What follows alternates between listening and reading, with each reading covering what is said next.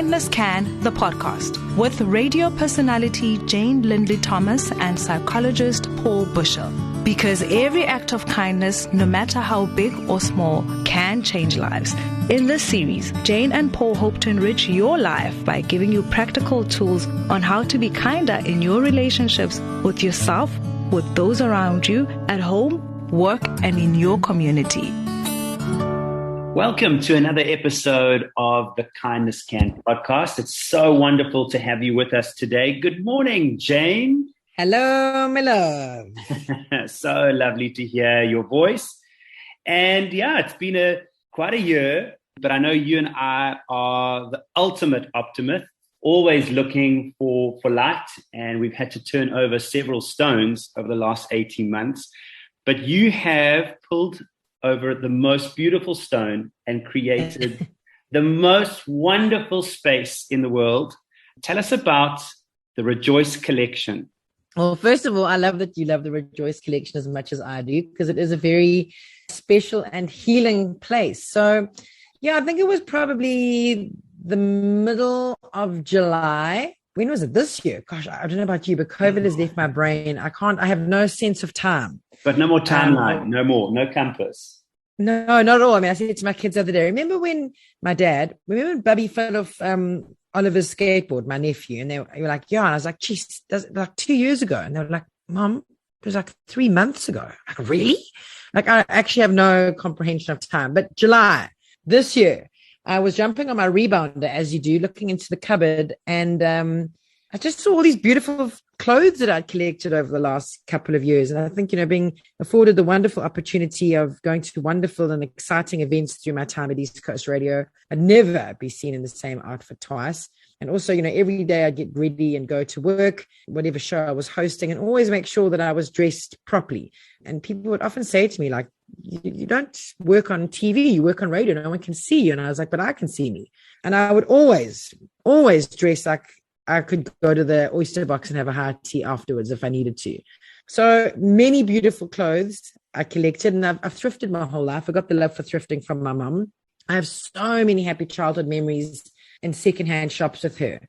We used to go to one in Howick called This and That. We had a farm in Howick, and every Saturday morning it was our thing. We would go to This and That, and we would just look at all the things and touch. And I loved it so much. It was like a very early way of healing and like a soothing balm.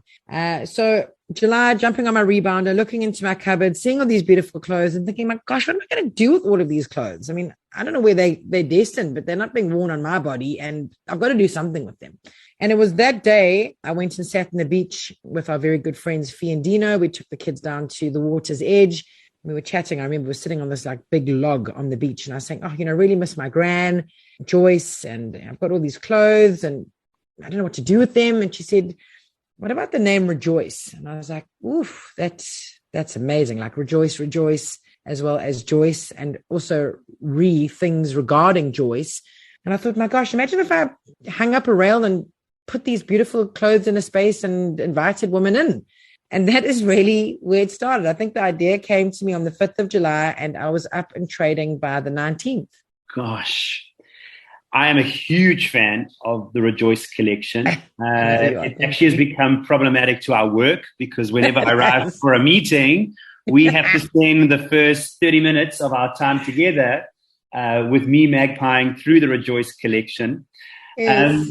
And I think one of the things for me that stands out about your collection of gently used fashion, everything from accessories and jewelry to clothing, is that being in the space feels soothing. Being with you in the space also feels like, a wonderful opportunity for connection and sharing. I don't know. I'm sure it's meant to be like that. Yeah. I mean, I kind of feel like I found my church. It feels like a space that almost Kindness can play through texture and color. For me, it's a space that I've created for women to reclaim and restore themselves. So it's kind of like reclaim, restore, rejoice. I think over the last 18 months, we've been so busy as the women in the community pouring into everybody else that we actually have forgotten how to pour back into ourselves. So there are a couple of things. Everything in the shop is pre-loved, and I'm trying to strike the balance between a thrift store and a boutique store. I'm a stickler for quality, and then everything is color-coded without being in sizing and sizes. Because I think also as a woman that's battled with her weight my whole entire life, I know what it would do to me if I would go into the shop and I usually wear a medium and now wear a large, or I usually wear a large and now wear an extra large. It would put me into a decline, as opposed to being like, okay, let's be mature about this. It's a different cut. It doesn't have a stretch. But women are weird like that. I had a woman come into the shop not too long ago and she said, I don't have a lot of time. I said, well, then you're in the wrong place. I just want to know where the 32s are. And I said, oh, no, my love, no. You're going to need about an hour. And it's not in sizes, it's in colors. And she's like, oh gosh, I could see she was totally overwhelmed by that concept. Well, she spent an hour and she just said, I'd forgotten what fun it was to just play and to just try things on that I wouldn't ordinarily try on. So for me, it's not about pushing product quickly. It's a soothing. What I love about it as well is that it connects the past with the future. And no doubt you'll arrive there, and before you know it, you're either speaking about your gran or your mum or your sister. You've pulled up a bench or a little soup can as a seat, and you sipping on a cup of tea or coffee, and it's sharing. It's cathartic. And yeah, just such beautiful things. Everything is hand-picked. Everything goes through the wash. And then I've created the Rejoyce collection scent, an interior scent, and everything gets sprayed with the scent. So you walk away, and it's so funny, Paul, because whenever it comes to ringing things up and putting them together, 9 out of 10 times I'll say, let me just quickly wrap these for you. And they're like, no, I don't want to wrap it.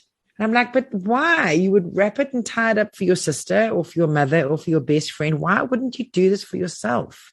And it's this absolute like, oh, well, I hadn't thought of it like that.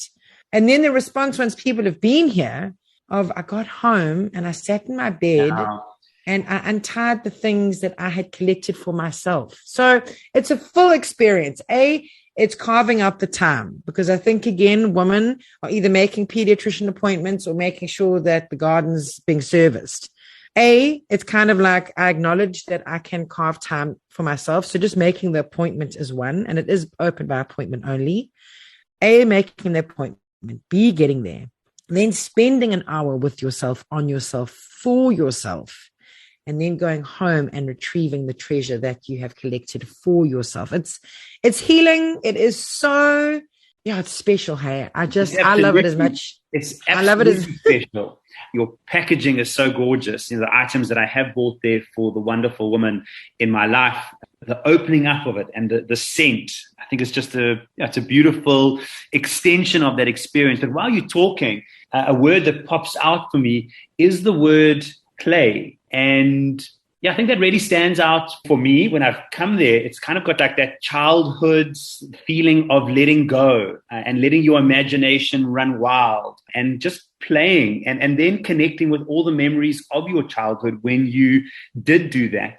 And how when we allow ourselves to do that, it's not only incredibly soothing, I suppose, but it's letting go of all those horrible voices and barriers and rules that we have collected in our adulthood. And I really treasure that about your space. It's like an abandonment of all of that stuff. And you're just allowed to be you in that moment. Yeah. And I see those voices. I hear those voices. I mean, nothing excites me more to have a party of women that arrive, and it's the mom, the daughter, and the daughter.